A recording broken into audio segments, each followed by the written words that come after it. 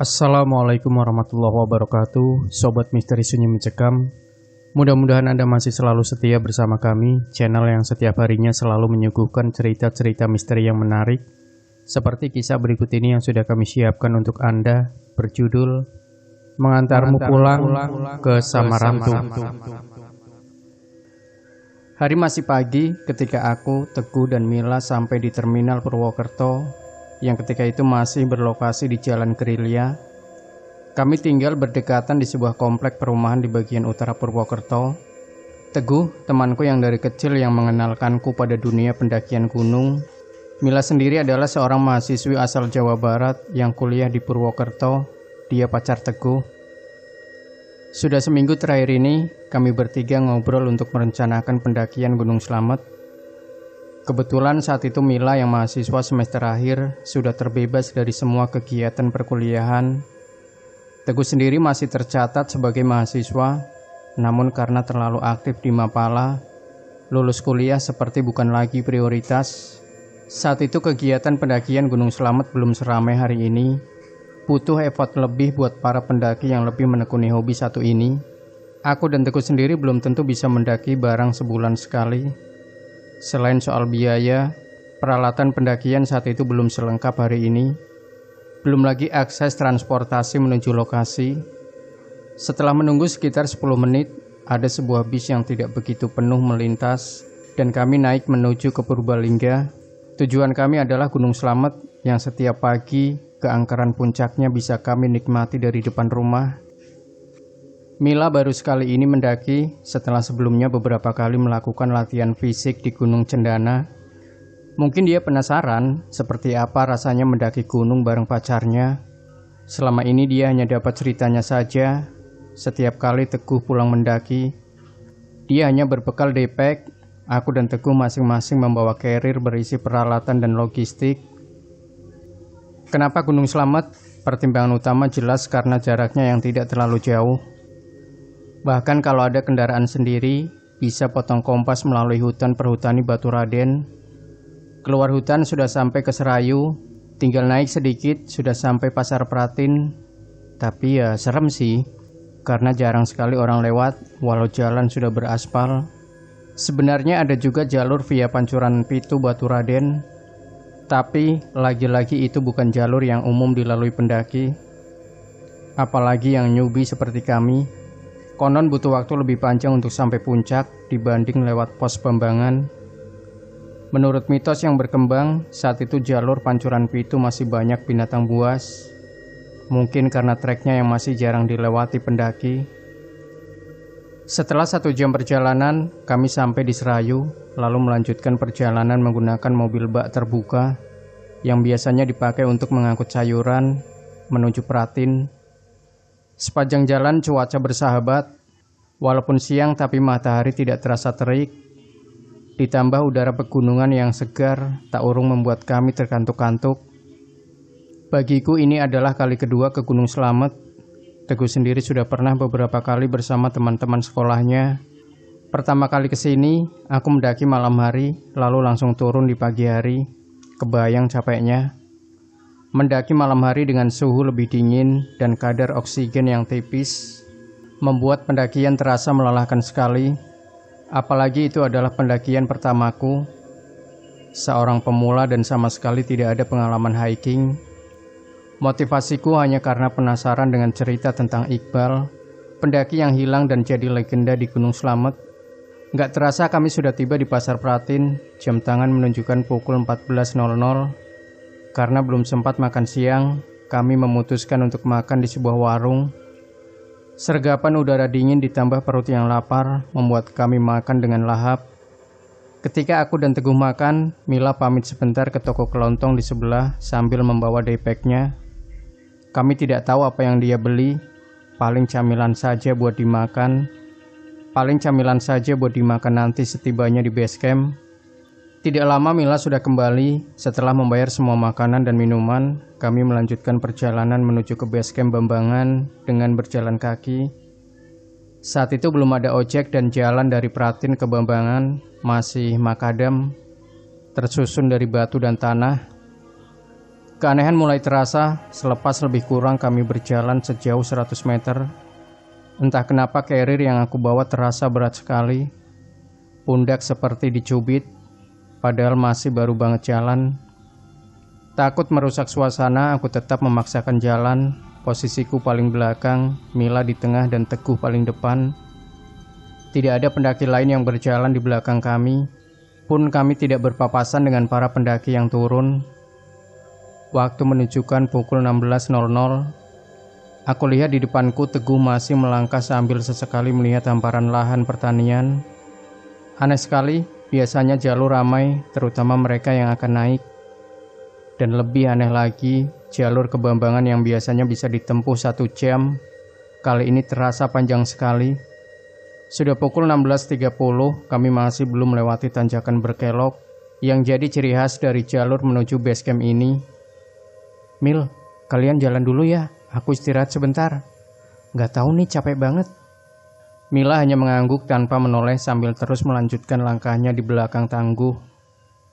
Setelah meneguk air, aku turunkan carrier karena terasa berat sekali. Selesai merokok sebatang, aku melanjutkan berjalan menuju base camp. Kedua temanku sudah tidak nampak lagi di depan. Entah kenapa aku merasa fresh lagi. Carrier juga rasanya tidak seberat tadi. Karena semakin sore aku mempercepat langkah supaya bisa sampai base camp sebelum maghrib. Di tanjakan aku lihat kedua temanku sedang istirahat. Mila duduk sambil memegang botol air dan aku lihat Teguh tampak kelelahan. Belum pernah dia terlihat seperti ini. Ternyata dia merasakan keanehan serupa. Jalanan terasa panjang dan lama. Rasanya kok nggak sampai-sampai ya, Wan? Biasa, mungkin kita aja yang jalannya terlalu santai, timpalku. Aku merasakan memang ada yang aneh di awal perjalanan naik Gunung Slamet. Mila yang biasanya banyak ngobrol, kali ini dia jadi pendiam. Aku pikir karena dia sedang berantem sama Teguh. Tapi di antara kami bertiga, Mila yang nampak paling segar dan tidak sedikit pun terlihat lelah. Udah sore, ayo kita jalan lagi. Takutnya nggak dapat tempat di base camp. Teguh berdiri sambil membetulkan posisi carrier-nya. Sekira 10 langkah kami berjalan, dia berhenti dan membiarkan Mila mendahului. Ketika sampai di sebelahku dia ngomong lagi, "Carrierku berat banget sejak pertama kita jalan tadi." Dan percaya atau tidak, aku juga merasakan hal yang sama lagi. Padahal selepas istirahat pertama tadi udah terasa normal. Kamu aja kali yang lagi gak fit. Aku normal-normal aja. Ayolah, dikit lagi nyampe. Aku mencoba berpikir positif sambil mendorong dia untuk kembali ke posisinya. Dan saat adzan maghrib berkumandang, kami bertiga sampai ke rumah Pak Bau, base camp pendakian Gunung Slamet. Bau adalah sebutan bagi kepala dusun di daerah pedesaan Purbalingga dan Banyumas. Setelah kula nuwun dan menemui Pak Bau yang sedang bersiap untuk sholat maghrib, Teguh mencolek lenganku, sebuah isyarat untuk ngajak ngobrol. Mil, kamu bikin kopi ya? Dingin banget. Aku mau ngobrol bentar sama Iwan. Teguh berkata ke Mila setengah berbisik. Aneh, ini aneh banget. Kita mulai jalan tadi jam berapa? Baru sampai sini maghrib. Carrierku juga berat banget rasanya, kayak gendong mayat. Kata Teguh sesampainya kami di halaman depan base camp. Aku sebenarnya merasakan hal yang sama dan kuceritakan ke Teguh. Namun aku gak berani mengambil kesimpulan. Aku masih berusaha berpikir logis, tapi memang waktu yang kita tempuh sangat tidak wajar. Aku sempat menanyakan ke Teguh tentang Mila yang jadi banyak diam. Tapi katanya hubungannya sedang baik-baik saja. Aku menyimpulkan mungkin Mila sedang menghemat tenaga. Mengingat ini adalah pendakian pertamanya. Coba kamu naik ke batas kebun di atas sambil gendong carrier sendiri aja. Mila biar di sini. Maksudnya? Udah coba aja. Aku ingin tahu apakah Teguh juga merasakan hal yang sama denganku saat aku memutuskan istirahat di bawah tadi. Lalu dia ambil carriernya yang kebetulan belum dibongkar dan berjalan menuju batas jalan dan kebun penduduk di atas yang jaraknya sekitar 50 meter dari base camp. 10 menit kemudian dia sudah kembali. Gimana? Ini gak beres. Teguh tercekat, dia merasakan hal yang sama denganku saat jalan sendirian tanpa Mila. Aku tersenyum kecut.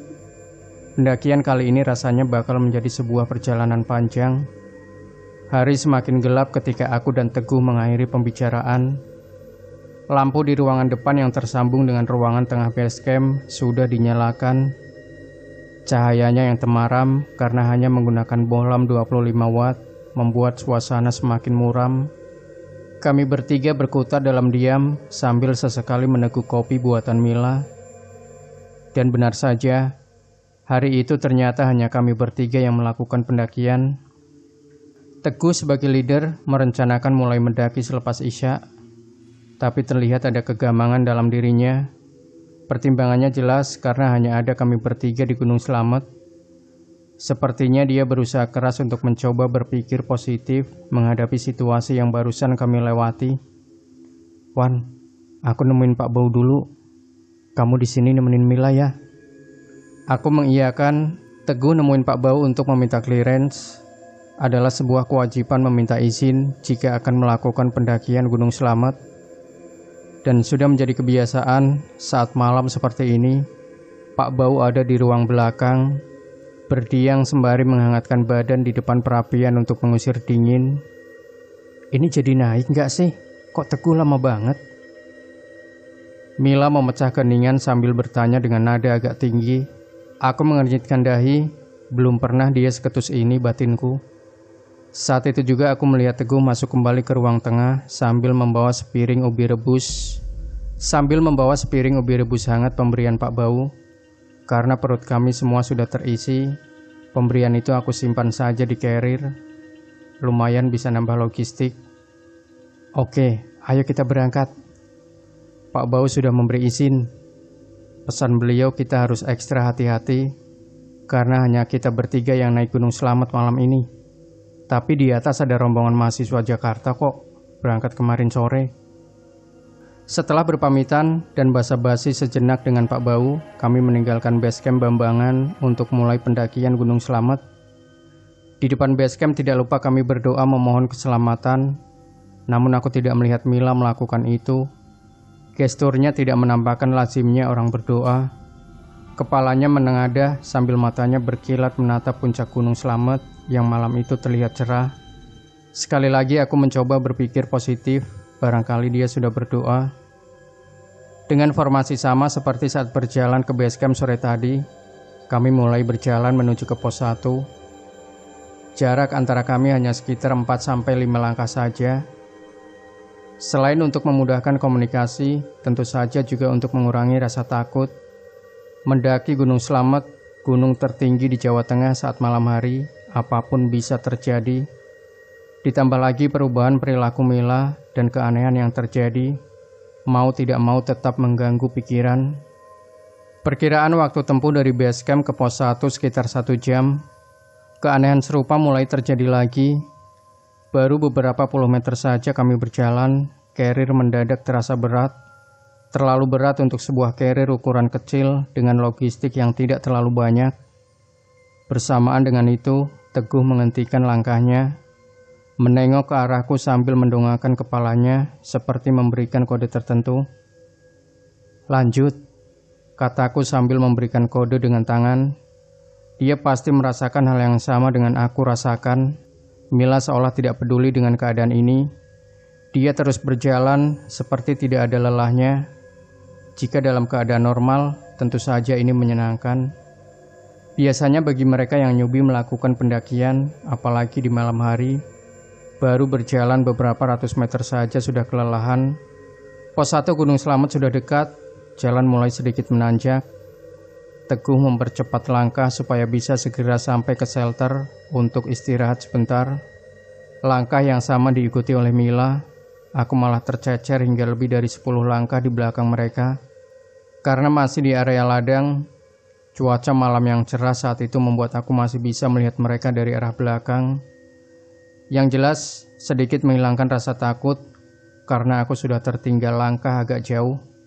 Dengan sedikit terengah-engah, aku sampai di pos 1.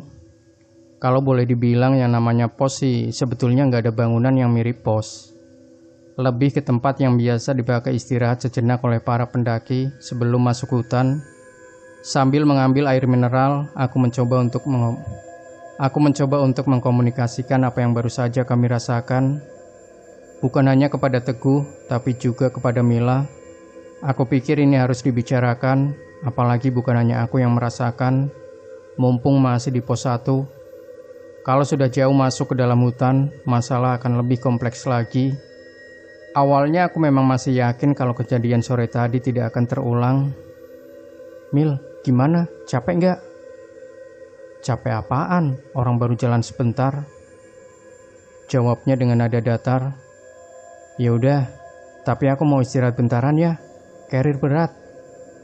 Aku mencoba memancing pembicaraan dengan Mila, tapi dia hanya tersenyum atau tepatnya menyeringai. Ada kesan sinis dari senyumannya. Padahal dari base camp sampai pos 1 tadi itu, kami jalan sekitar 1 jam.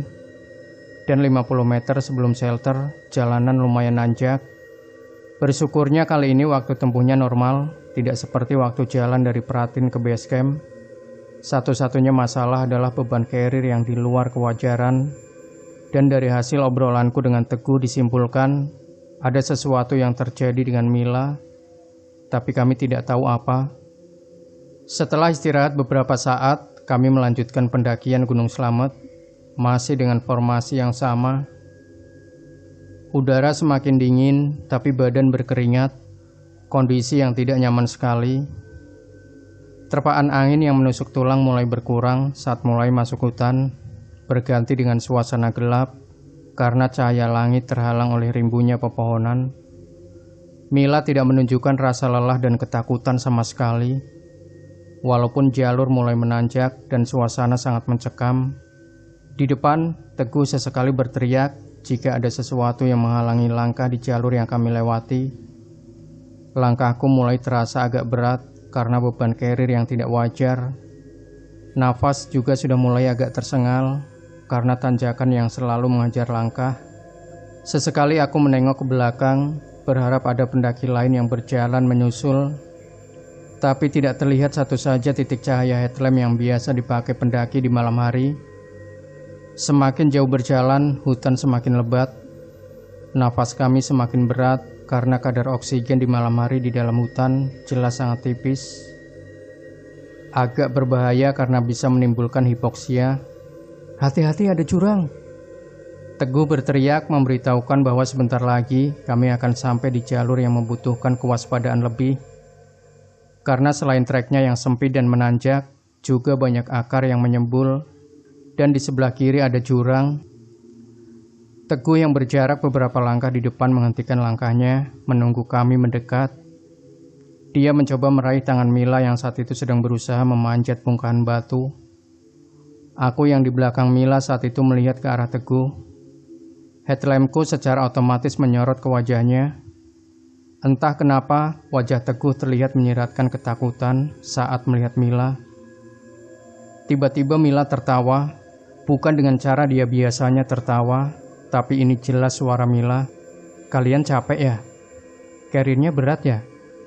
Tapi jangan berhenti di sini ya. Antar aku ke Samarantu.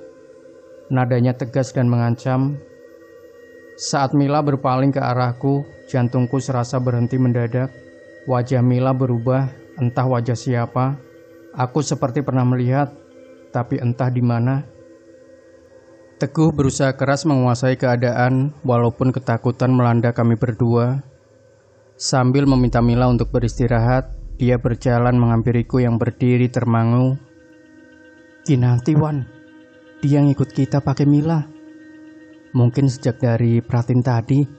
Aku juga sempat kaget, tapi gak apa-apa, gak usah takut. Teguh berkata setengah berbisik, mencoba untuk menenangkan aku. Dia menyimpulkan itu berdasar keanehan yang terjadi sepanjang perjalanan di Gunung Slamet ini. Iya Guh, aku gak apa-apa. Kita coba ikuti maunya dia apa. Semoga saja ada orang lain di belakang kita ya Guh. Teguh mengangguk, kemudian kembali menghampiri Mila. Kinanti. Aku baru ingat nama itu. Wajahnya memang tidak asing, walaupun aku belum pernah bertemu langsung. Aku hanya mengenalnya dari foto yang terpasang di dinding kos Mila. Apa hubungan dia dengan semua ini? Untuk mengusir rasa lelah sekaligus takut, aku mengambil bekal yang kami bawa dari base camp. Ubi pemberian Pak Bau sudah dingin, tapi lumayan untuk menambah energi yang terkuras. Bukan saja karena dihajar tanjakan, tapi juga drama-drama menyeramkan yang tidak pernah berhenti. Untuk memasak mie instan, rasanya belum memungkinkan. Kami benar-benar berhenti di tengah jalur pendakian di dekat jurang Gunung Slamet. Selesai makan 3 potong kecil ubi rebus, aku menghampiri Teguh dan Mila yang jaraknya hanya beberapa langkah. Niatku menawarkan ubi. Tak urung langkahku terhenti ketika Mila tiba-tiba saja tertawa pelan, tapi suaranya benar-benar menguji nyali kami. Untuk mengumpat pun kami tidak berani. Aura Gunung Slamet dengan sejuta kisah di baliknya benar-benar membuat kami takluk tertunduk. Aku membulatkan tekad untuk menghampiri Mila setelah merapal doa seadanya.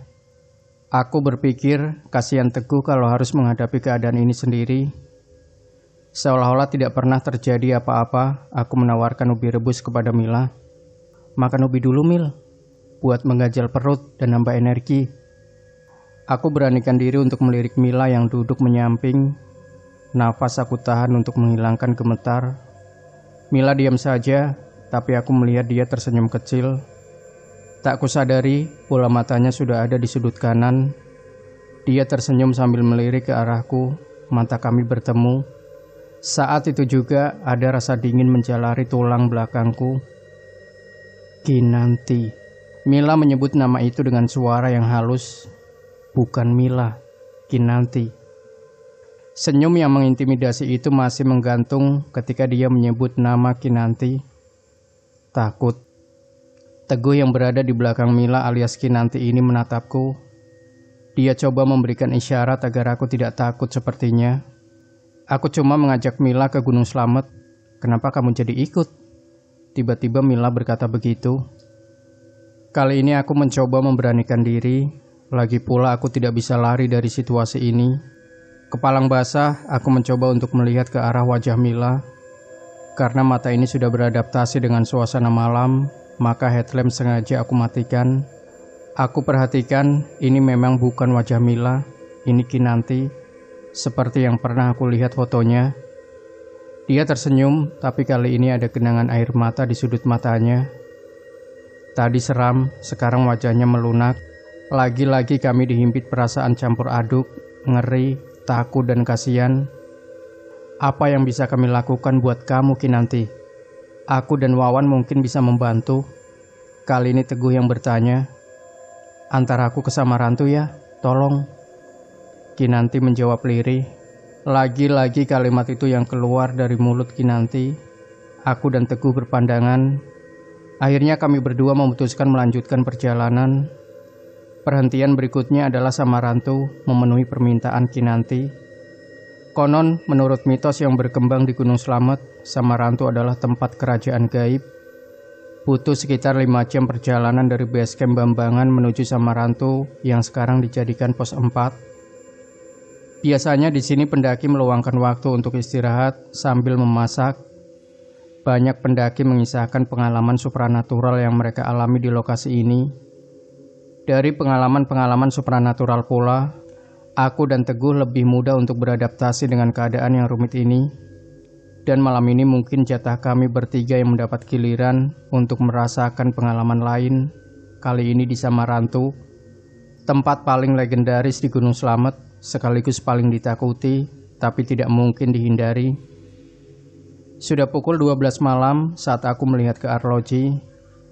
Terjalnya medan memaksa kami untuk lebih hati-hati. Napas memang semakin sesak, tapi entah kenapa ketegangan mulai sirna. Yang lebih tidak masuk akal, beban carrier yang tadi sangat berat sekarang terasa normal. Mungkin efek Kinanti batinku. Kekhawatiran jika Mila bakal kelelahan karena mendaki Gunung Slamet di malam hari tidak terjadi. Justru aku dan Teguh yang keteteran mengatur nafas. Tidak terasa sudah 1 jam kami berjalan sejak terakhir berhenti tadi. Tak terhitung berapa kali menemui trek yang mempertemukan lutut dengan dagu saking terjalnya. Samarantu sudah menunggu, Di depan, Teguh beberapa kali berteriak dan membunyikan peluit, berharap mendapat balasan teriakan dari pendaki lain. Kata Pak Bau, di atas ada pendaki dari Jakarta yang sudah naik dari kemarin. Tapi teriakan Teguh tidak pernah mendapat balasan. Mungkin anak-anak Jakarta melakukan pendakian Gunung Slamet lintas jalur, naik dari Bambangan dan turun lewat jalur yang lain. Benar-benar hanya ada kami bertiga di belantara gelap seluas itu. "Berhenti!" Tiba-tiba Kinanti berteriak menyuruh kami untuk berhenti. Padahal di sebelah kiri kami adalah jurang dalam. Konon banyak pendaki terperosok di sini. Beberapa dari mereka hilang dan tidak bisa diselamatkan.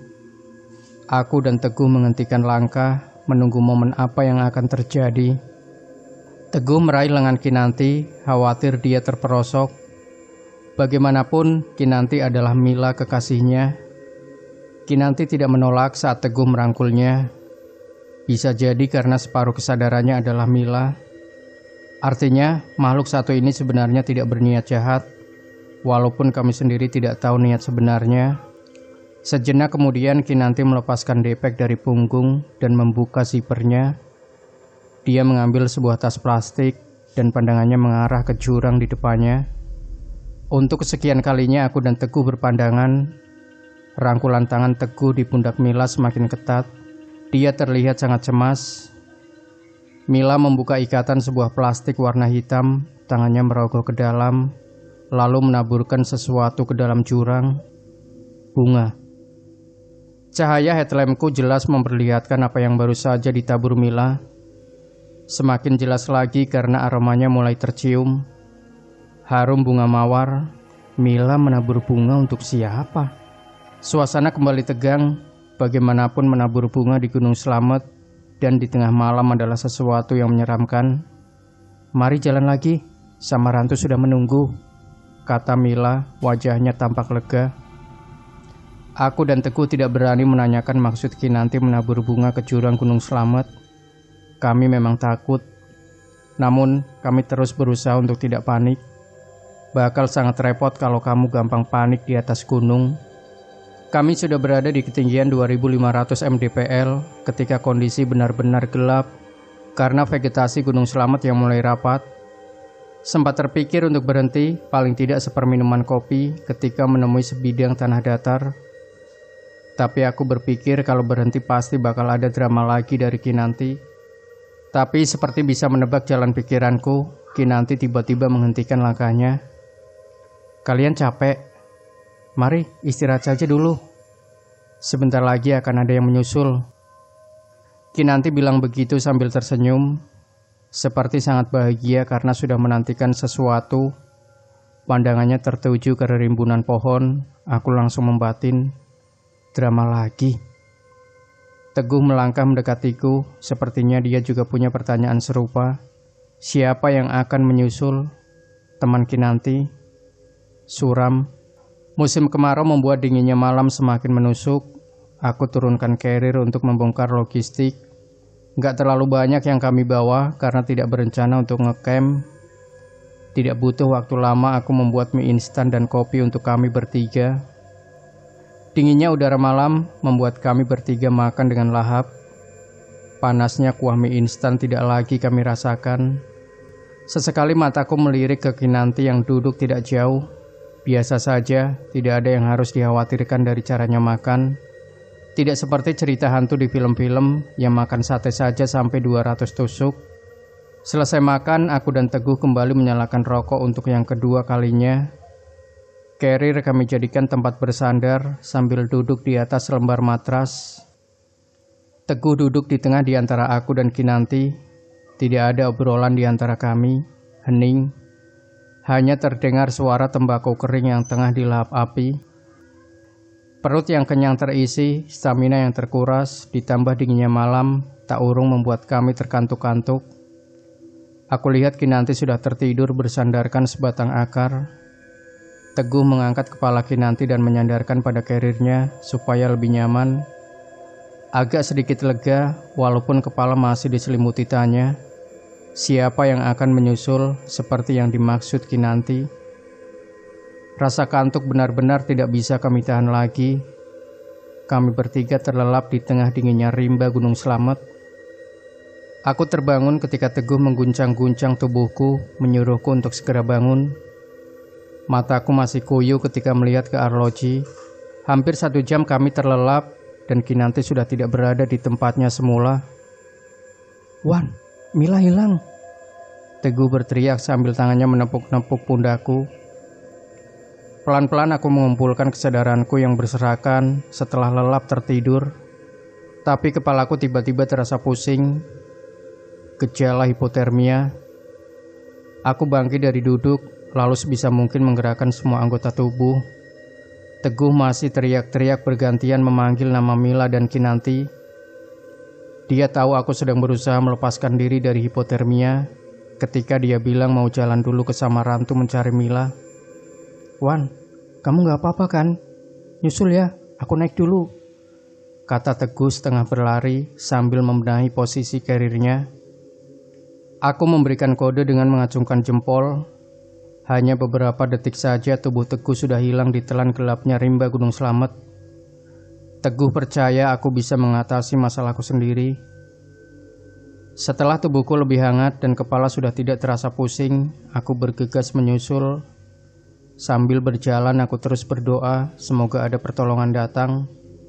Bayangan tragedi yang menimpa Alex, Iqbal, dan Gagah yang meninggal di Gunung Slamet berkelebatan dalam benakku. Pada titik inilah aku tersadar bahwa sebagai manusia, kita benar-benar tidak berdaya menghadapi agungnya alam. Di tengah perjalananku menyusul Teguh, tiba-tiba terlintas dalam pikiran, benarkah Kinanti ke Samarantu? Aku disergap keraguan antara harus menyusul Teguh atau turun untuk meminta bantuan penduduk. Celakanya opsi ini tidak kami bicarakan karena saking paniknya dan aku terkena gejala hipotermia. Aku menghentikan langkah, menarik nafas dan berpikir sejenak. Aku melihat ke arloji sudah pukul 2 malam. Gila. Akhirnya aku putuskan untuk menyusul Teguh. Aku tak mau membuat Teguh khawatir karena gejala hipotermia tadi. Jelas keadaan akan semakin kacau. Setelah menyalakan sebatang rokok untuk mengusir dingin, aku berjalan lagi. Sesekali aku meneriakkan namanya, tapi tidak ada jawaban. Dia sudah terlalu jauh, atau gak mungkin. Aku berusaha menepis kemungkinan-kemungkinan buruk. Apalagi aku tahu, bagi Teguh, Gunung Slamet sudah seperti halaman rumah sendiri. Mustahil kalau dia sampai tersesat. Aku menyimpulkan Teguh menyusul Kinanti sambil berlari, makanya jarak kami terpaut jauh, dan dia tidak bisa mendengar teriakanku. Aku mempercepat langkah supaya bisa segera bergabung dengan Teguh dan menemukan Kinanti. Jalur pendakian masih didominasi vegetasi lebat serta tanjakan yang semakin terjal. Sekitar 30 menit berjalan, aku mendengar suara teriakan, suara Teguh. "Wan, Wan, woi, Guh, tunggu." Ada sedikit perasaan lega ketika bisa mendengar suara Teguh. Walaupun aku sendiri tidak tahu persis berapa jauh jarak aku dengan dia. Aku ambil senter di saku carrier, lalu mencoba untuk menyorotkan cahayanya ke atas. Aku berusaha memberikan tanda kepada Teguh supaya mengetahui posisiku. Sedang aku mencari tahu posisi Teguh, dari arah yang lain aku juga mendengar suara orang berteriak.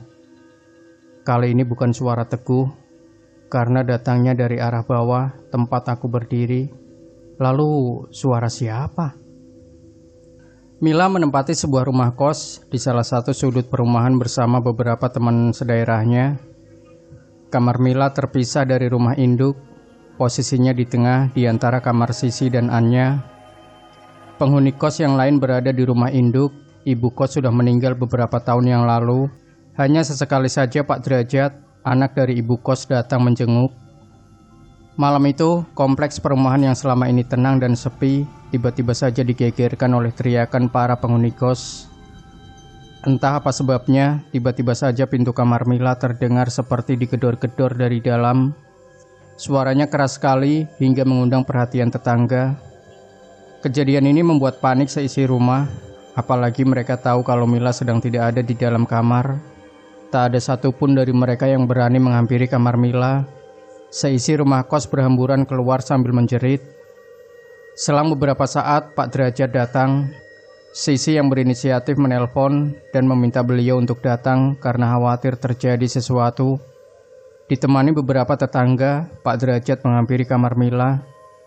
Anehnya, setelah berada di depan pintu kamar Mila, gedoran-gedoran itu terhenti. Semua yang ada di situ berdebar sambil berharap cemas menanti apa yang selanjutnya akan terjadi. "Mila kemana?" Pak Derajat bertanya kepada para penghuni kos. "Pergi dari pagi, Pak, belum pulang." Anya menjawab dengan suara agak keras karena dia berdiri agak jauh dari kamar Mila. "Ada yang bawa kunci kamar Mila?" Pak Derajat bertanya lagi. "Ada di kamar saya, Pak. Sebentar saya ambilkan," sahut Sisi sambil mengajak beberapa teman lain untuk menemaninya ke kamar. Ketika mengangsurkan kunci kamar Mila ke Pak Derajat, wajah Sisi teramat pucat. Dia ketakutan. Para penghuni kos juga merasakan ketakutan yang sama. Namun tidak demikian dengan Pak Derajat. Sepertinya beliau tahu persis dan mengerti bagaimana harus menanganinya. Ini terlihat dari ketenangan wajah beliau. "Ada yang tahu kemana Mila pergi?" Pak Derajat bertanya sambil menghembuskan asap rokok dari hidungnya. "Nggak tahu, Pak. Dia nggak pamit." Sisi dan Anya menjawab hampir bersamaan. Mereka berdua memang paling akrab dengan Mila. Mungkin karena kamar yang saling bersebelahan dan perbedaan usia yang tidak terlalu jauh. Pak Derajat membuka kunci pintu kamar Mila. Beberapa tetangga mengiringi di belakangnya. Begitu juga Sisi dan Anya. Saat pintu terbuka, aroma wangi bunga tercium menyeruak. Sontak orang-orang yang ada di belakang Pak Derajat terkesiap dan melangkah mundur. Pak Derajat sendiri masih terlihat tenang menghadapi situasi yang bagi orang biasa membuat bulu kuduk berdiri. Pak Derajat bergumam seperti sedang berdoa. Tetapi sesaat dia agak terkejut melihat sebuah bingkai foto tergeletak di bawah tempat tidur Mila. "Foto Kinanti kenapa ada di kamar Mila?" Sambil bertanya, Pak Derajat memandang ke arah Sisi dan Anya. "Beberapa hari yang lalu Mila mengambil dari ruang tengah. Katanya mau digambar, Pak," jelas Anya kepada Pak Derajat. Sejak kecil Mila memang hobi menggambar. Dari hobinya ini dia sering mendapat pesanan dari temannya untuk menggambar foto wajah. Hasilnya dia pakai untuk menambah uang saku. Hidup di perantauan memang harus jeli memanfaatkan kesempatan dan keahlian. "Sisi dan Anya, coba kalian masuk sini. Kita cari bersama, barangkali Mila sudah menyelesaikan gambarnya," pinta Pak Derajat. Mereka bertiga lalu mencoba mencari gambar Kinanti di dalam kamar berukuran 3x4 itu. Hasilnya nihil. Bisa jadi Mila belum sempat menggambarnya karena seluruh peralatan gambar masih tersimpan rapi di laci meja. Namun ketika mencoba mencari di bawah bantal, hanya menemukan secari kertas bertuliskan, "Antar aku ke Samarantu." Anya dan Sisi tak mengenali karakter huruf dan maksud tulisan itu. Mereka yakin itu bukan tulisan Mila. Dan Samarantu, Gunung Slamet, di mana itu? Berbagai tanya menghinggapi benak Sisi dan Anya. Ketika ditanyakan kepada penghuni kos lainnya, mereka juga tidak ada yang mengenalinya. Pak Derajat terperanjat sesaat setelah menerima secari kertas dari Anya. Namun beliau berusaha untuk terlihat tenang agar tidak membuat keadaan jadi semakin runyam. Nampak sekali perubahan pada raut wajahnya. Pak Derajat mengusap wajah dengan kedua telapak tangan, lalu mengajak semua keluar dari kamar Mila. Beberapa tetangga menghampiri Pak Derajat sambil menanyakan apa yang sebenarnya terjadi. Pak Derajat meminta maaf atas kegaduhan yang terjadi malam itu sambil menenangkan para tetangga dan berjanji akan menjelaskan esok harinya. "Kalau kalian takut, malam ini menginap di rumah saya saja. Nanti setelah Mila pulang, saya ceritakan semuanya kenapa ini bisa terjadi." "Tidak usah, Pak, biar kami semua di sini saja. Mbak Sisi dan Mbak Anya bisa tidur di kamar Nisa. Tapi malam ini Bapak jangan pulang. Kami masih ingin tahu apa yang sebenarnya terjadi." Nisa yang berkamar di dalam rumah induk berusaha meyakinkan Pak Derajat kalau mereka baik-baik saja. Mereka berdelapan berkumpul di rumah induk yang letaknya berseberangan dengan kamar Mila. Di tengah antara kedua bangunan itu terdapat kebun yang terawat dan asri. Pak Derajat duduk di sofa ruang tengah. Dia menelpon istrinya, menceritakan keadaan di rumah kos dan memberitahukan bahwa malam ini dia tidak pulang. Bingkai foto Kinanti didekapnya erat di dada, seolah tidak mau kehilangan. Sisi membawakan secangkir teh untuk Pak Derajat, sementara anak-anak yang lain duduk bersimpuh di karpet mengelilingi Pak Derajat, berharap beliau akan menceritakan misteri dari kejadian yang baru saja mereka alami bersama. Kinanti ini keponakan kesayangan Eyang. Dia adik sepupu saya. Ayah dan ibunya bercerai saat dia masih SMA. Pak Derajat membuka ceritanya sambil menyalakan rokok. Eyang adalah panggilan dari para penghuni kos kepada ibu kos. Eyang selalu menganggap penghuni kos sebagai cucunya. Hubungan mereka sangat dekat. Itulah mengapa saat beliau meninggal, para penghuni kos merasa sangat kehilangan. Semua penghuni kos duduk mendengarkan cerita tentang sosok Kinanti dari Pak Derajat. Sampai ketika bercerita tentang kematian Kinanti, Pak Derajat tiba-tiba terhenyak sambil bertanya, "Teguh pacar Mila bukannya dia mahasiswa pecinta alam?" "Iya Pak, bener. Ada apa Pak?" jawab Sisi sambil mengernyitkan dahi. "Nanti saya lanjutkan lagi ceritanya. Sekarang coba cari Teguh, apakah dia ada di rumah atau sedang bersama Mila." Sisi membuka pintu depan. Kebetulan di depan rumah ada beberapa anak muda yang masih berjaga selepas kegaduhan yang terjadi tadi. "Mas, di situ ada Mas Teguh nggak?" "Nggak ada sih, ada juga Benny," teriak salah satu dari mereka. Benny adalah kakak dari Teguh yang memiliki hobi sama dengan adiknya, naik gunung. Sisi lalu memanggil Benny dan mempersilakannya masuk. "Mas Benny tahu nggak Mas Teguh kemana?" "Loh, bukannya dia lagi ke Gunung Slamet bareng Wawan dan Mila? Emang Mila nggak pamit?" Benny menjelaskan sekaligus bertanya. Pak Derajat yang dari tadi duduk di ruang tengah rupanya mendengar apa yang diucapkan Benny. Tergopoh-gopoh beliau menghampiri Benny sambil mempersilahkan dia duduk. Pak Derajat menanyakan kepergian Teguh dan Mila. "Mereka pergi bertiga tadi pagi Pak. Katanya Mila penasaran, karena selama ini cuma dengar tentang Gunung Slamet dari cerita saja. Wawan sempat mengajak saya, tapi saya nggak bisa karena ada kerjaan. Mungkin malam ini sudah jalan sampai Samarantu."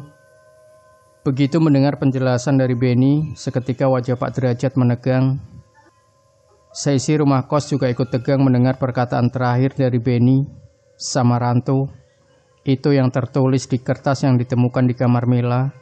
"Antar aku ke Samarantu." Tulisan itu masih sangat jelas di ingatan Anya dan Sisi. Pak Derajat terlihat sedang berpikir keras, lalu dia mengeluarkan kertas dari kantong sambil bertanya ke Benny, "Apa ini tulisan Teguh?" Pak Derajat menyorongkan kertas itu ke arah Benny. "Bukan Pak, tulisan Teguh tidak sebagus ini," jawab Benny. Tiba-tiba saja Pak Derajat bangkit dari duduknya dan mengeluarkan kunci dari saku celananya. Dia berjalan ke arah kamar yang selama ini terkunci dan hanya dibuka ketika Pak Derajat berkunjung, kamar Eyang. Sisi dan Anya setengah berlari menyusul Pak Derajat sambil membawa kertas yang tadi di tangan Benny. Mereka seperti tahu apa yang akan dilakukan Pak Derajat, membuka dokumen milik Eyang dan berharap menemukan sesuatu. Dan setelah membuka beberapa tumpukan dokumen, apa yang dicari akhirnya ketemu. Sebuah amplop surat yang dialamatkan untuk Eyang, karakter hurufnya persis dengan apa yang tertulis di secari kertas tadi. Halus dan rapi, di bagian belakang surat tertulis sebuah kalimat dan nama Kinanti. Saat akan mengembalikan dokumen ke dalam lemari, Pak Derajat tertunduk. Mata Pak Derajat tertumbuk pada sebuah kotak cincin yang tersimpan di dalam laci lemari Eyang. Setelah dibuka, ternyata ada sepasang cincin yang terukir nama Kinanti dan Herman. Dia memasukkannya ke dalam saku celana. Sementara Pak Derajat sudah mulai bisa mengurai misteri yang terjadi, Anya dan penghuni kos lain masih belum bisa memecahkan teka-teki ini. Setelah mengunci pintu kamar, ketiganya kembali menemui Benny di ruang tamu. Benny sendiri sedang dicecar dengan banyak pertanyaan oleh penghuni kos lain seputar Samarantu. Memang tidak banyak orang tahu apa atau di mana letak Samarantu, karena hanya para pendaki Gunung Slamet dan sedikit orang saja yang mengenal daerah itu. "Mas Benny malam ini bisa temani saya?" tanya Pak Derajat sesaat setelah berada di ruang tamu. "Kemana Pak tengah malam begini?" Benny balik bertanya. Ketegangan semakin terasa karena belum ada yang bisa menebak akan ada kejadian apa selanjutnya. Semua bergulat dengan pikiran mereka masing-masing. Kita harus segera menyusul ke Gunung Slamet. Ini menyangkut keselamatan mereka bertiga. Kali ini giliran Benny yang terbengong mendengar jawaban dari Pak Derajat. Dia tidak menyangka urutan kejadian ini bakal ikut mengancam keselamatan adiknya di Gunung Slamet. "Baik Pak, tapi daripada naik mobil, lebih baik naik sepeda motor saya saja. Soalnya jalan menuju base camp Gunung Slamet susah untuk dilewati sedan. Sebentar, saya persiapkan perlengkapan dulu. Sekalian keperluan buat Pak Derajat di Gunung Slamet nanti." Pak Derajat mengangguk sambil mengucapkan terima kasih. "Sebenarnya ada apa Pak?" Sisi bertanya setengah memprotes karena Pak Derajat belum juga membuka cerita di balik misteri ini. "Panjang ceritanya kalau harus saya jelaskan sekarang. Tapi nanti sepulang dari Gunung Slamet, saya akan ceritakan semua. Sekarang lebih baik kalian berdoa untuk keselamatan teman-teman kalian." Sebelum berangkat ke Gunung Slamet, Pak Derajat kembali lagi ke kamar Mila. Dia meletakkan sebuah kotak, seperti kotak cincin di atas meja rias Mila. Tak ada satu yang tahu isi kotak tersebut dan tujuan Pak Derajat meletakkannya di situ. Benny sudah datang kembali membawa sepeda motor dan peralatan lainnya untuk urusan mendaki Gunung Slamet. Dia sudah S3, sudah ahlinya. Hampir semua gunung di Indonesia sudah dia datangi. Beberapa kali juga Benny terlibat dalam kegiatan SAR di gunung. Hampir semua warga kompleks mengenal dia karena selain mudah bergaul, Benny juga aktif terlibat dalam kegiatan di lingkungannya. Pak Derajat sendiri sudah sangat dikenal di komplek perumahan karena termasuk penghuni paling lama. Sebelum menikah, beliau juga tinggal di rumah yang sekarang jadi tempat kos Mila dan teman-temannya. Dia bekerja di salah satu perusahaan BUMN dan memiliki 2 orang anak. Malam itu juga, Benny dan Pak Derajat berangkat untuk menyusul Mila di Gunung Slamet. Mengendarai sepeda motor milik Benny, mereka menembus dinginnya malam. Untuk mempersingkat waktu dan memperpendek jarak tempuh, mereka memilih jalur lewat jalan perhutani. Sebelumnya Pak Derajat menitipkan keselamatan Anya, Sisi, dan penghuni kos lainnya kepada ketua RT dan teman-teman Benny yang malam itu masih berkumpul di jalan depan rumah. Malam semakin larut, sementara sejuta tanya masih mengendap dalam pikiran setiap penghuni kos. Tidak ada obrolan di antara mereka, masing-masing sibuk dengan pikirannya. Ada sedikit ketakutan mengingat peristiwa yang baru saja mereka alami. Ketika Sisi memandang ke foto-foto yang berjajar di dinding, dia terkejut karena ada satu foto yang baru terpasang. Penghuni kos lain memperlihatkan keterkejutan yang sama. Foto ini belum pernah ada sebelumnya. Itu foto Kinanti. Dan yang ini bukan foto yang ditemukan di kamar Mila tadi. Kala itu, Gunung Slamet masih jarang dikunjungi pendaki kecuali oleh mereka yang tergabung dalam Mapala atau perkumpulan pecinta alam lainnya. Basecamp Bambangan saat itu ya rumah Pak Bau itu sendiri. Belum ada loket Simaksi seperti hari ini. Namun setiap pendaki wajib mengisi buku tamu dan mencantumkan jumlah anggota, sekaligus rencana pendakian. Benny buru-buru memarkirkan sepeda motornya di halaman basecamp Bambangan. Di belakangnya Pak Derajat menyusul mengikuti langkah Benny. Kali ini Benny sedikit panik. Ini bentuk lain dari operasi SAR, tapi dia tidak pernah terbayang jika kali ini adiknya sendiri yang jadi survivor. Saat itu pukul 11:30, semoga Pak Bau belum tidur atau paling tidak bisa bertemu anaknya, batin Benny. Tidak membutuhkan waktu lama setelah diketuk, lalu pintu terbuka. Pak Bau memang belum tidur. Sudah menjadi kewajibannya sebagai kepala dusun dan juru kunci Gunung Slamet untuk melayani setiap tamu yang datang tanpa mengenal waktu. Selain berjaga jika terjadi sesuatu dengan para pendaki secara spiritual, dia juga bertanggung jawab terkait aktivitas Gunung Slamet itu sendiri. "Loh, Ben, ada apa?" Pak Bau menduga ada sesuatu yang tidak beres. Tidak biasanya Benny datang tengah malam. Dia sudah mengenal Benny sejak lama karena beberapa kali Benny terlibat dalam ekspedisi di Gunung Slamet, operasi SAR, dan beberapa kegiatan kepecinta alaman yang lain. Benny juga ikut terlibat sebagai salah satu anggota SRU (Search and Rescue Unit) saat operasi SAR pencarian 2 pendaki yang hilang di Gunung Slamet beberapa tahun sebelumnya. Belum pernah Benny datang selarut ini ketika tujuannya hanya untuk mendaki. Setelah mengenalkan Pak Derajat kepada Pak Bau, Benny menceritakan maksud kedatangannya. Tidak mau ketinggalan, Pak Derajat juga melengkapi keterangan cerita Benny. Pak Bau seperti berusaha keras mengingat sesuatu. Melihat Pak Bau seperti itu, Pak Derajat lalu mengeluarkan sesuatu dari dalam tasnya. Sebuah bingkai foto dan secari kertas. Astaga! Kedua mata Pak Bau terbelalak begitu melihat foto dan tulisan di kertas itu. Seketika itu juga dia teringat momen saat Mila berpamitan sore tadi. Jadi itu Kinanti. Saya ingat wajahnya. Tapi di buku ini tertulis namanya Mila. Lanjut Pak Bau sambil membuka buku tamu di atas meja. Kali ini giliran Benny yang bingung. Dia belum bisa menemukan benang merah dari kejadian ini. Pak Bau masuk ke dalam kamar, kemudian membuka satu demi satu album foto lama. Saya juga punya foto Kinanti, Ben.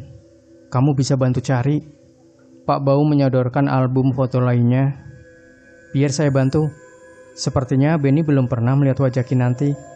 Pak Derajat mengambil salah satu album foto dan membuka lembar demi lembar halamannya. Kebiasaan banyak pendaki waktu itu sebelum pamitan kepada Pak Bau, setelah atau sebelum pendakian, adalah berfoto bersama. Ternyata Pak Bau mendokumentasikan dengan rapi semua foto itu, lengkap dengan tanggal di belakangnya. Album foto diberi label dan disusun berdasarkan tahun. Ini Pak, seru Pak Derajat sambil menunjuk sebuah foto. Astagfirullah, Kinanti dan Herman. Suara Pak Bau bergetar sesaat setelah melihat foto yang ditunjukkan Pak Derajat. Matanya menerawang seperti mengingat sebuah kejadian yang telah lama berlalu, tapi tidak pernah beliau lupakan. Suasana di base camp semakin mencekam. Benny melihat foto itu, seorang perempuan cantik bersama laki-laki di sebelahnya. Di balik foto itu tertera tanggal dan pembuatan foto 1980. Sudah 14 tahun yang lalu, batin Benny. Lalu siapakah Herman? Setelah itu Pak Bau menceritakan apa yang dialaminya tadi sore saat Teguh, Wawan, dan Mila pamitan naik Gunung Slamet. Mila menjadi yang terakhir berpamitan dengan Pak Bau. Pak Bau bahkan masih ingat apa yang dikatakan Mila. Bapak sehat, masih ingat saya. Saya pamit Pak, doakan saya. Kalimat Mila terdengar sangat aneh, namun dia mengucapkan kalimat itu sambil tersenyum. Pak Bau sempat mencoba mengingat perempuan yang baru saja berpamitan. Wajahnya seperti tidak asing, walaupun terlihat pucat, dan saat digenggam telapak tangannya lemah dan dingin. Tapi karena banyaknya urusan yang harus diselesaikan, kejadian Mila berpamitan tadi jadi terlupakan begitu saja. Dia teringat kembali setelah kedatangan Benny dan Pak Derajat. Saya tahu sekarang Ben, Kinanti mencoba meminjam tubuh Mila untuk kembali ke Samarantu.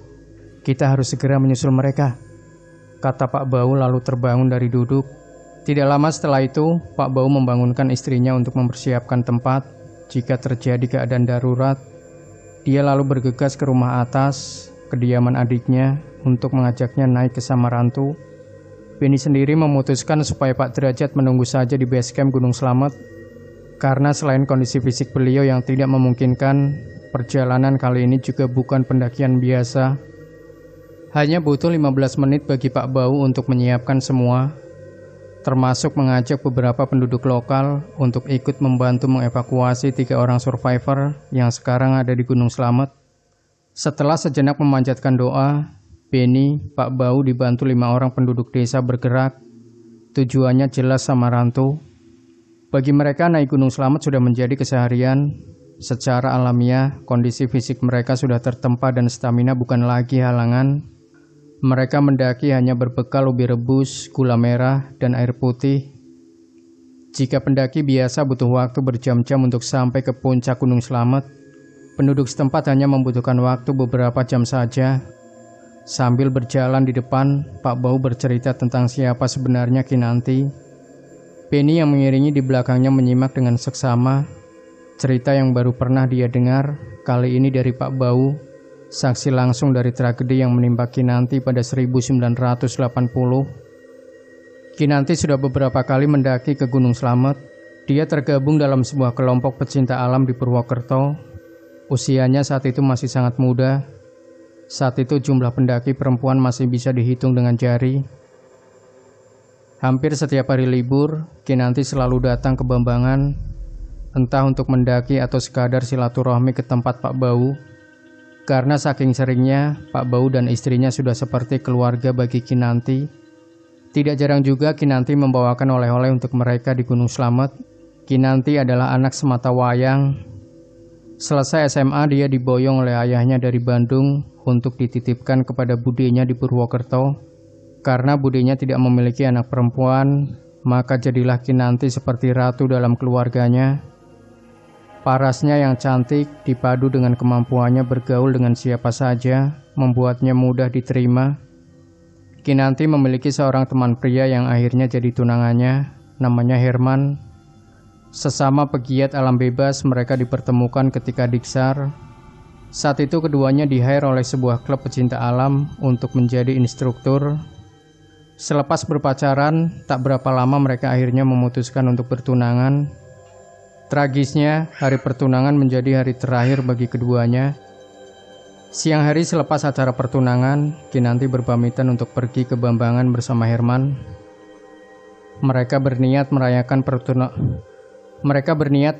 pertunangan dengan mendaki Gunung Slamet, padahal cuaca saat itu tidak begitu mendukung karena sedang musim hujan. Namun siang itu langit memang terlihat cerah. Gunung Slamet yang setiap pagi bisa terlihat dari rumah Kinanti saat itu hanya tertutup oleh kabut tipis. Sekira pukul 2 siang, mereka berdua berangkat menggunakan sepeda motor.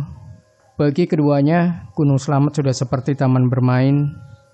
Basecamp Bambangan juga layaknya rumah kedua bagi mereka.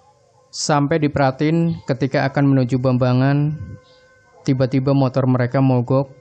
Beberapa kali Herman berusaha menyalakan lagi, tapi hasilnya nihil. Akhirnya mereka memutuskan untuk berjalan kaki. Motor mereka titipkan di rumah penduduk. Kebetulan pemilik rumah itu memiliki warung kecil. Kinanti mampir untuk membeli sesuatu sekaligus sebagai ucapan terima kasih karena sudah bersedia dititipi motor.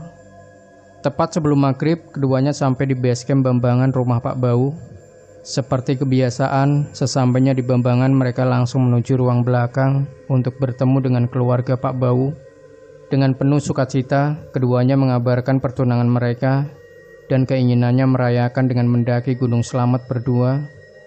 Pak Bau sempat mengingatkan tentang kondisi cuaca yang tidak menentu, tapi mereka bersikukuh untuk mendaki malam itu.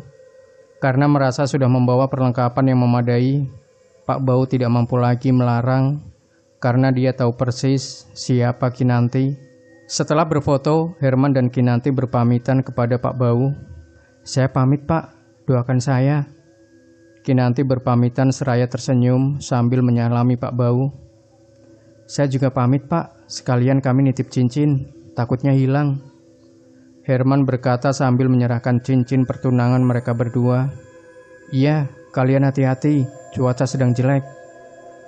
Pak Bau lalu memanggil istrinya untuk membawakan bekal ubi rebus dan gula merah kepada Herman dan Kinanti.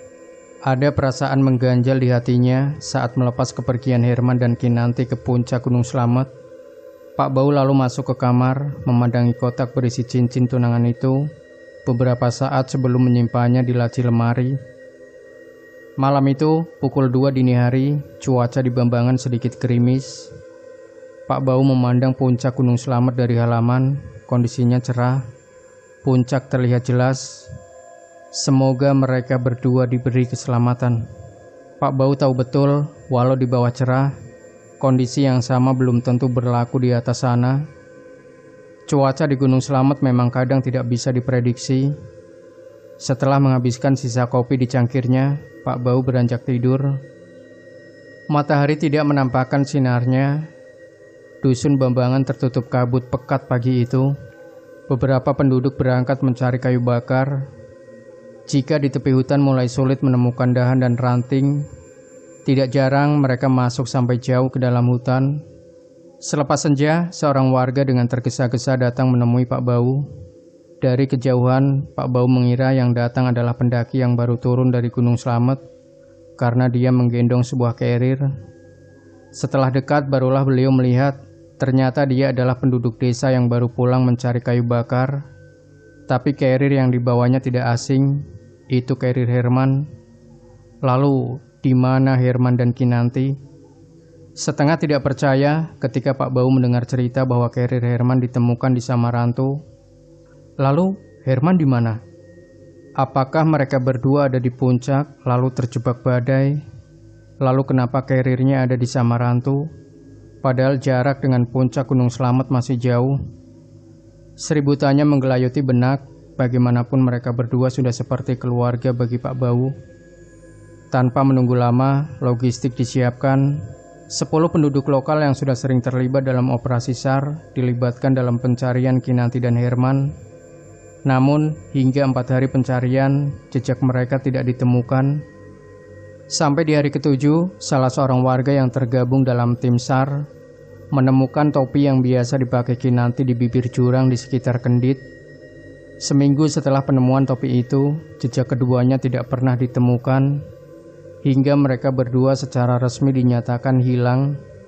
Analisis dari tim SAR adalah keduanya terjebak badai di puncak Gunung Slamet, dan Herman mencoba turun untuk meminta bantuan, tapi dia hilang di Samarantu. 1000 kemungkinan bisa terjadi, mereka hanya bisa menebak. Keluarga sudah mengikhlaskan kepergian Kinanti dan Herman. Sejak hari kedua pencarian, keluarga setia menunggu di base camp, hingga mereka berdua dinyatakan hilang. Sebelum berpamitan pulang, sambil berkaca-kaca, Pak Bau menyerahkan kotak cincin yang dititipkan oleh Herman sebelum mendaki kepada Budi Kinanti. Karena asik mendengar cerita dari Pak Bau, tanpa terasa perjalanan Beni, Pak Bau dan penduduk yang lain sudah masuk jauh ke tengah hutan. Mereka terus bergerak tanpa berhenti, sesekali meniup peluit sambil meneriakkan nama ketiganya bergantian. Hingga saat di sekitar hutan cemara, mereka melihat kilat senter, dan lamat-lamat suara teriakan yang tertiup angin datang dari atas. Belum jelas siapa yang berteriak, karena hembusan angin datang dari arah bawah. "Ku, Mil, Wan!" Beni berteriak sekuatnya sambil menyorotkan senter ke atas. Sementara yang lain meniupkan peluit bersamaan. Malam itu tiba-tiba saja Gunung Slamet riuh rendah oleh suara peluit dan teriakan. Mataku berbinar mendengar suara orang memanggil dari bawah. Itu suara Mas Beni. Mungkin ini yang dimaksud oleh Kinanti, bahwa akan ada yang menyusul mereka ke atas. Aku sorotkan senter ke arah suara itu, berharap Mas Beni melihat kilatan cahayanya. Sesekali aku teriakan nama Mas Beni. Dari jauh aku mulai melihat kilatan cahaya yang bergerak dari bawah menuju ke atas. Semakin lama, semakin banyak cahaya senter yang menyorot. Akhirnya kami bertemu dengan Mas Beni, Pak Bau dan beberapa warga. Ada kelegaan dari wajah mereka ketika kami saling bersalaman. "Wan, kamu gak apa-apa? Teguh sama Mila di mana?" Mas Beni memberondongku dengan pertanyaan-pertanyaan yang aku sendiri belum bisa menjawabnya. Setelah aku jelaskan sebentar, kami semua bergegas berangkat ke Samarantu, menyusul Teguh dan Mila. Tiupan peluit kembali meramaikan suasana Gunung Slamet malam itu. Suaranya bersautan dengan Mas Beni yang meneriakkan nama Teguh dan Mila. Akhirnya Teguh mendengar dan membalas dengan sebuah teriakan, "Woi!" Kami semua bergegas mendatangi arah suara itu. Setelah melalui beberapa tanjakan, sampailah kami di sebuah tempat yang dinaungi 2 pohon besar yang berdiri kokoh, laksana sebuah gerbang Samarantu. Sesampainya di sana, Pak Bau dan Beni langsung menghambur ke arah Mila dan Teguh. Sambil terduduk di tanah, Teguh memeluk tubuh Mila yang nampak tidak sadarkan diri. Mas Beni mencoba memeriksa kondisinya, lemah. tapi tubuhnya hangat terbalut jaket tebal. Ada sedikit kelegaan karena bukan serangan hipotermia. Aku menceritakan apa yang baru saja kami alami kepada Pak Bau. Teguh masih menangis. Dia terlihat emosional sekali. Sementara itu, Mas Beni dan beberapa orang lainnya mencoba memberi pertolongan kepada Mila yang sudah siuman. Tak lama setelah Mila siuman, Mas Beni yang tadi berjongkok di dekatnya tiba-tiba terjengkang dan terduduk, wajahnya seperti ketakutan. Kinanti menampakkan wajahnya lagi. Pak Bau yang berada di dekatnya langsung mendekat ke arah Mila. Dia kenal sekali dengan wajah ini. Kinanti, Pak Bau berkata lirih. Pak, suara Kinanti serak dan lirih. Sambil terisak, Kinanti menggapai tubuh Pak Bau dan memeluknya, seperti bertemu dengan bapaknya setelah lama berpisah. Tak ada kata-kata lagi. Beberapa dari kami bahkan sampai menitikkan air mata melihat kejadian itu. Pulang ya nak, tenanglah di sini, kami semua menjagamu. Suara Pak Bau bergetar, menahan keharuan yang belum pernah dia alami. Tak ada suara lagi dari Kinanti. Dia hanya tersenyum kecil dan mengangguk, lalu kembali pingsan. Kali ini Teguh yang berangsur mendekati Mila. Dia memeluknya erat sekali. Ya, kali ini yang dipeluknya memang benar-benar Mila. Kinanti sudah pergi diiringi doa terbaik dari kami semua dan kembali ke tempat dia seharusnya berada. Aku memungut depek Mila yang sempat tercecer saat dia pingsan. Aku lihat isinya ada sketsa wajah yang tergambar di selembar kertas. Di bagian bawah gambar itu tertera nama Kinanti 1980. Teguh akhirnya menikahi Mila pada tahun 1999. Mereka pindah ke Solo dan memiliki 2 orang anak. Kami masih bertetangga hingga hari ini. Pada 2019, Teguh meninggal karena serangan jantung. Cerita ini saya persembahkan untuk dia, kawan baik saya, Teguh dan Mila. Demikian Sobat Misteri Sunyi Mencekam. Jangan lupa berikan komentar Anda, like, share video ini, subscribe channel Sunyi Mencekam, dan kembali nantikan cerita-cerita misteri terbaru dari kami. Wassalamualaikum warahmatullahi wabarakatuh.